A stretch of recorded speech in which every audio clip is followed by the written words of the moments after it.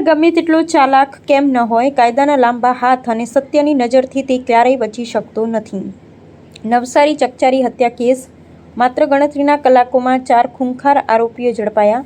ગુનાની ગંભીરતાને ધ્યાને લઈ મે. પ્રેમવીરસિંહ સાહેબ, પોલીસ મહાનિરીક્ષક સુરત વિભાગ તથા પોલીસ અધિક્ષક શ્રી રાહુલ પટેલ, નવસારી નાઓ તેમજ પોલીસ ઇન્સ્પેક્ટર વિજય જાડેજા, એલસીબી નવસારી નાઓને ખૂનના ગુનામાં સંડોવાયેલ આરોપીઓને તાત્કાલિક પકડી પાડવા જરૂરી સૂચના અને માર્ગદર્શન આપેલ. જેમાં PI SV Ahir, PSI YG Gadhvi, PSI IMB Gamit, PSI RG Vasava, SOG નાઓએ પોલીસ કર્મચારીઓની અલગ અલગ ટીમો બનાવી ગુનેગારોને ઝડપી પડ્યા હતા. નવસારીના રિંગ રોડ પર થયેલી યાસીન મેમણની હત્યાનો ભેદ પોલીસે ગણતરીના કલાકોમાં જ ઉકેલી નાખ્યો છે.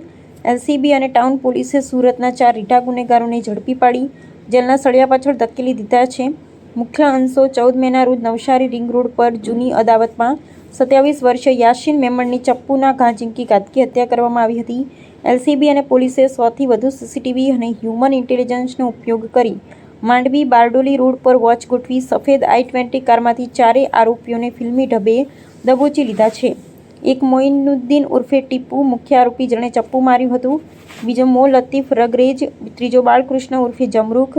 ચોથો એજાજ શેખ. પકડાયેલ તમામ આરોપીઓને સુરતના છે અને અગાઉ હત્યાનો પ્રયાસ, લૂંટ, રાયોટિંગ અને પોસ્કો જેવા અનેક ગંભીર ગુનાઓમાં સંડોવાયેલા રીઢા ગુનેગારો છે.